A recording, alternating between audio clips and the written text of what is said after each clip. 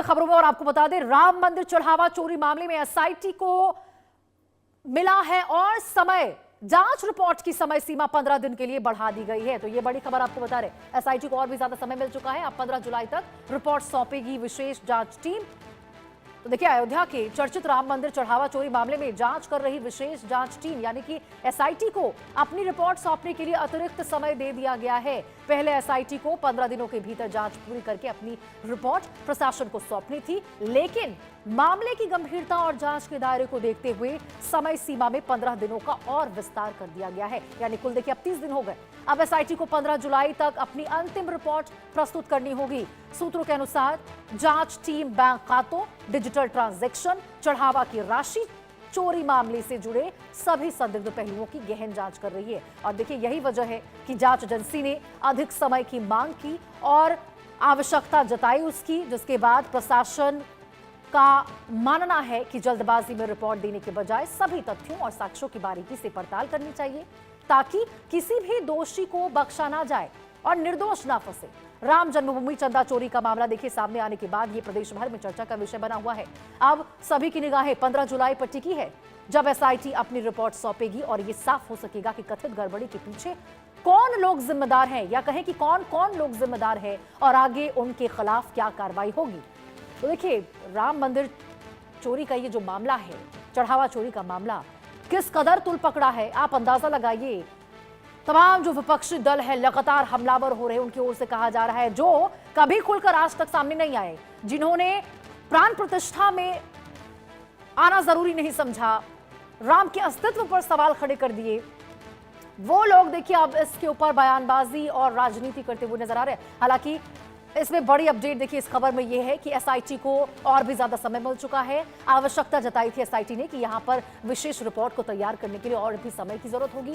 तथ्यों को, साक्ष्यों को, ट्रांजैक्शन को, इन तमाम से जुड़ी जो जानकारियां हैं उसको इकट्ठा करने में और भी समय लगेगा। और यही वजह है कि प्रशासन की ओर से अब 15 दिन अतिरिक्त यहां पर एसआईटी को मिल चुका है। प्रशासन का भी यही मानना है कि जल्दबाजी में कोई रिपोर्ट लाने से बेहतर है कि समय लेकर सही तरीके से रिपोर्ट प्रस्तुत की जाए, ताकि कोई भी यहां पर दोषी बख्शा ना जाए। और देखिए, 15 दिन के लिए यह समय सीमा बढ़ा दी गई है। जांच रिपोर्ट की समय सीमा 15 दिन के लिए बढ़ा दी गई है। अब 15 जुलाई का वो वक्त होगा जब रिपोर्ट सौंपेगी विशेष जांच टीम यानी कि एसआईटी, और इस रिपोर्ट पर सबकी निगाहें टिकी हैं कि कौन कौन से लोग जिम्मेदार हैं, कैसे गड़बड़ियां की गई, कैसे लोगों की संलिप्तता उसमें पाई गई, उन पर क्या कार्रवाई होगी, सब कुछ खुलकर निकलकर सामने आएगा। और आपको बता दें, देखिए चंपत राय की ओर से भी साफ तौर पर यह कहा गया था कि जब एसआईटी अपनी फाइनल रिपोर्ट सौंपेगी उसके बाद वो सामने आएंगे, मीडिया के सभी सवालों का जवाब देंगे। जो भी सवाल होंगे उन सवालों का जवाब देते वो नजर आएंगे। और देखिए, अब 15 जुलाई का वो वक्त होगा, यानी 15 दिन शेष बचे हैं जब एसआईटी अपनी विशेष रिपोर्ट सौंपेगी। राम मंदिर चढ़ावा चोरी मामले में आपको ये बड़ी अपडेट बता रहे, एसआईटी को और 15 दिन का समय मिल चुका है। जांच रिपोर्ट की समय सीमा 15 दिन के लिए बढ़ा दी गई है, यानी अब 15 जुलाई को एसआईटी अपनी रिपोर्ट सौंपेगी। इंतजार अब देखिए और भी ज्यादा बढ़ता जा रहा है। अब 15 जुलाई तक रिपोर्ट सौंपने वाली है टीम। चढ़ावा चोरी की परतें देखिए कैसे खुलती हुई नजर आएंगी। अब तक तो देखिए बहुत सारी चीजें साफ हो ही गई है, लेकिन साफ पूरी तरह से स्पष्ट सब कुछ तभी हो पाएगा जब एसआईटी अपनी फाइनल रिपोर्ट सौंपेगी। अब तक लेकिन आपको बता दें, 8 लोग हैं जो गिरफ्तार हो चुके हैं इस मामले में, और चंपत राय ने सचिव के पद से इस्तीफा दे दिया है, अनिल मिश्रा ने इस्तीफा दे दिया है। तो देखिए कैसे यहां पर चंपत लगाया गया है, कहें कि राम मंदिर चढ़ावा में चोरी की गई, नाक के नीचे सब कुछ होता रहा, लेकिन किसी को कानो कान खबर नहीं हुआ। और जब कभी खबर हुआ भी, देखिए सूत्रों के हवाले से तो ये भी जानकारी है कि चंपत राय को इसके बारे में जानकारी थी, बहुत बाद में जानकारी उनको पड़ गई थी इसके बारे में। कई अधिकारियों के द्वारा कहा भी जा रहा था कि यहां पर कुछ ऐसे घोटाले हो रहे हैं, चोरी हो रही है चढ़ावे में, लेकिन बावजूद इसके इसका खुलासा नहीं किया गया। लगातार आपको बता दें, आपको बयान याद होंगे, सोशल मीडिया पर आपको तमाम ऐसे बयान मिल जाएंगे जब चंपत राय की ओर से साफ तौर पर कहा जाता था कि ऐसी कोई बात नहीं है, महज एक ये केवल अफवाह है, चोरी नहीं हो रही है, ऐसी कोई घटना नहीं हो रही है। बहुत बार उनकी ओर से ये बातें कही गई है, लेकिन तब तक आपको बता दें बहुत से लोग थे जो चंपत लगा चुके थे। यहां पर चढ़ावा में चोरी हो रही थी लगातार, उनके जो भरोसेमंद लोग थे, जिन्हें उन्होंने भरोसे के साथ कहीं ना कहीं देखिए उन्होंने ही चक्रव्यूह में यहां पर फंसा दिया चंपत राय को। और देखिए सवाल यह भी उठता है कि आखिर पूरी की पूरी जिम्मेदारी चंपत राय के कंधों पर ही क्यों डाल दी गई थी, इतनी पारदर्शी क्यों नहीं थी पूरी व्यवस्था। अभिषेक सिंह हमारे सहयोगी इसी खबर पर ज्यादा जानकारी के साथ हमारे साथ जुड़ चुके हैं। अभिषेक, 15 दिन और बढ़ा दिए गए हैं, जरा बताइए कि इस 15 दिन का कितना बेसब्री से और इंतजार बढ़ चुका है लोगों का, जो कि कार्रवाई की मांग कर रहे हैं। जैसा कि बार एसोसिएशन की ओर से कहा गया कि जल्द से जल्द रिपोर्ट आए, चंपत राय को अयोध्या से चले जाने का अल्टीमेटम दे दिया गया, कोई केस नहीं लड़ेगा। इस तरह से तो बहुत ज्यादा इंतजार है कि रिपोर्ट में क्या कुछ निकलकर सामने आएगा।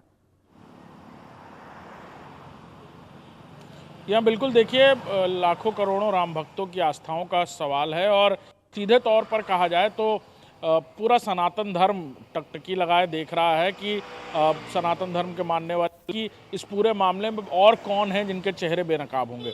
इस बात में कोई दो राय नहीं कि मुख्यमंत्री योगी आदित्यनाथ की संजीदगी इस पूरे मामले में तब भी देखने को मिली जब एसआईटी का गठन हुआ और प्रिलिमिनरी रिपोर्ट के बाद तुरंत एफआईआर दर्ज होती है, गिरफ्तारियां होती हैं। और अब एसआईटी जिस इंटेंस इन्वेस्टिगेशन को कर रही है, यानी सीधे तौर पर कहा जाए तो एक एक शख्स जिसके फाइनेंशियल ऑडिट किए जा रहे हैं, जो राम मंदिर ट्रस्ट से जुड़ा था, जब वो जुड़ा था तब उसकी क्या माली हैसियत थी और इतने साल या 4 साल काम करने के बाद उसकी क्या फाइनेंशियल स्टेटस है, इसको लेकर बहुत गहन जो इन्वेस्टिगेशन है वो की जा रही है। और शायद यही वजह है कि इस तरह का वक्त लग रहा है। साथ ही साथ तकरीबन 70 से 80 लोग हैं जिनके बयानों को रिकॉर्ड किया गया है, उनसे करीबी लोग, साथ ही साथ ये 8 लोग जो एफआईआर में नामजद थे और फिर इनकी गिरफ्तारी हुई, फिर 14 दिन की न्यायिक हिरासत पर इन्हें लिया गया, इनसे पूछताछ हुई। इनके करीबी और उनके करीबी कौन होंगे जिनको कहीं से इस पैसे के ट्रेल में शामिल किया जा सकता है, इस शक के आधार पर भी इस एंगल को लेकर एसआईटी ने अपनी इन्वेस्टिगेशन की है। कई सारे अलग अलग एंगल्स को लेकर ये पूरी जांच चल रही है और यही वजह है कि 15 दिन का और वक्त दिया गया है इस पूरे मामले में। अब 15 जुलाई डेट कर दी गई है जब एसआईटी को इस जांच को पूरा करना होगा। अभी बहुत बड़ा दायरा है जांच का, क्योंकि राम मंदिर के अंदर और बाहर डायरेक्टली या इनडायरेक्टली जुड़े वो लोग जो कभी अंदर रहते थे या जिनको कोई भी जिम्मेदारी सौंपी गई थी मौखिक तौर पर भी, वो भी इस जांच के दायरे में है। बिल्कुल अभिषेक, और देखिए इस बात की चंपत राय की इसमें संलिप्तता थी या फिर भ्रष्टाचार में उनका भी कहीं ना कहीं संदिग्ध, क्योंकि बहुत सारी चीजें निकलकर सामने आ रही है, इससे तो सभी खारिज कर रहे हैं, क्योंकि अपना पूरा जीवन उन्होंने यहाँ पर राम मंदिर के निर्माण में दे दिया। प्राण प्रतिष्ठा में जिस प्रकार से लगातार एक्टिव रहते थे, उनकी ओर से संबोधन किया जाता था, तो इस पर तो कोई दो राय नहीं है। लेकिन उनके ही करीबियों ने उनको जरूर इसमें फंसा दिया, चक्रव्यूह में डाल दिया है। और ऐसे में यही सवाल होता है कि आखिरकार इतना ज्यादा जो जिम्मेदारी है, इतना ज्यादा जो हक है, वो उनके हाथों में क्यों चला गया था कि जिसे चाहे वो अपने करीबी हो या उनके करीबी हो, वो भी यहां पर आ जाते थे और इसको लेकर कोई जांच पड़ताल नहीं होती थी, बिल्कुल पारदर्शिता देखने को नहीं मिलती थी, क्योंकि चंपत राय के नाम पर सब कुछ हो जाता था। बिल्कुल देखिए, इस बात में कोई दो राय नहीं कि कहीं ना कहीं अनियमितताएं अंदर बरती गई और जिस तरह से ऑफिस बेयरर्स की काम आता है, उसके अलावा कई सारे लोग जो अनौपचारिक तौर पर राम मंदिर ट्रस्ट से जुड़े हुए थे, उनकी भूमिका तय नहीं हो पा रही। और शायद यही वजह है कि इस जांच में इतना ज़्यादा वक्त इसलिए भी लग रहा है क्योंकि कई लोग अनौपचारिक तौर पर सहयोगी के तौर पर जुड़े हुए थे, जो राम मंदिर के अंदर बहुत महत्वपूर्ण भूमिका निभाते थे। बाहर से तो वो राम मंदिर ट्रस्ट से किसी औपचारिक तौर पर नहीं जुड़े थे, लेकिन सहायक के तौर पर वो राम मंदिर में जुड़े हुए थे और इसीलिए उनका कहा आखिरी बात मानी जाती थी, आखिरी आदेश अंदर राम मंदिर के अंदर माना जाता था। चाहे वो सुपरविजन का काम दिया गया हो, सिक्योरिटी चेक का काम दिया गया हो, मंदिर के अंदर जो ऑफिस बेयरर्स हैं उनकी बात कहूँ तो सीधे तौर पर यही वजह है कि जांच का दायरा इतना बड़ा है और वक्त लग रहा है एसआईटी को इस पूरी जांच को पूरा कंप्लीट करने में, ताकि कोई निर्दोष इसमें फंसे ना और जो दोषी है वो बचने ना पाए। बिल्कुल अभिषेक, और देखिए सबसे बड़ा बुनियादी जो सवाल है वो तो यही उठता है अभिषेक, जहां सरकार भी 5 साल में बदलती है, वहां पर राम मंदिर ट्रस्ट के तमाम लोगों को अनिश्चित काल के लिए क्यों छोड़ दिया गया, यहां पर पद पे आसित हैं, मतलब वहां पर कोई बदलाव नहीं कि हाँ भाई इतने समय सीमा के लिए ये व्यक्ति रहेगा, उसके बाद वो भी हटाए जाएंगे, कुछ नहीं इसको लेकर।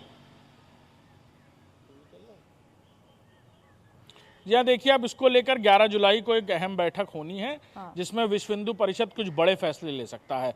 उस 11 जुलाई पर भी सबकी नज़रें टिकी हुई हैं। राम मंदिर ट्रस्ट के पूरे जो ढांचा है उसमें बदलाव, संरचना में बदलाव देखने को मिल सकता है। ये भी खबरें आ रही हैं तेज़ी से सामने सूत्रों के मुताबिक कि कोई प्रशासक नियुक्त किया जा सकता है, जैसा कि देश के बाकी बड़े मंदिरों में किया गया है। और इस तरह से जिम्मेदारी तय हो पाएगी किसी प्रशासक को, जो सरकार की तरफ से तय किया जाए या फिर जिम्मेदार पद पर बैठे हुए किसी शख्स को इस पूरे राम मंदिर के अंदर प्रशासक के तौर पर नियुक्त किया जाए, जो जिम्मेदारी तय हो कि इस तरह की घटनाओं में वो लोग जो औपचारिक तौर पर तो वीएचपी से या फिर राम मंदिर ट्रस्ट से जुड़े थे, लेकिन जब जिम्मेदारी तय हो रही है तो उनके करीबी और उनके करीबियों पर बात आ रही है, तो सीधे तौर पर जिम्मेदारी तय होनी होगी। और 11 जुलाई एक बड़ा दिन है जिस दिन कई सारे फैसले राम मंदिर को लेकर हम देखते नजर बिल्कुल आएंगे। अभिषेक, निगाहें टिकी है उस बैठक पर, निगाहें टिकी है ट्रस्ट। बिल्कुल, और 15 जुलाई जब एसआईटी अपनी फाइनल रिपोर्ट निकालकर सामने आएगी उस पर हमारी निगाहें टिकी है। यहां तो परिवारवाद अब तक राजनीति में होता था, लेकिन अब देखिए करीबीवाद और परिवारवाद कैसे मंदिरों में भी, अब ये धार्मिक स्थलों पर भी होने हुए शुरू हो गए। ठीक है, बहुत बहुत शुक्रिया अभिषेक आपका इस तमाम जानकारी के साथ जुड़ने के लिए। आगे बढ़ते खबरों में आपको बता दें, नोएडा एयरपोर्ट से 11 नए शहरों तक उड़ान शुरू हुई है। जयपुर, भोपाल, नवी मुंबई का सफर आसान हो चुका है। अब देखिए, नोएडा एयरपोर्ट से शुरू हुई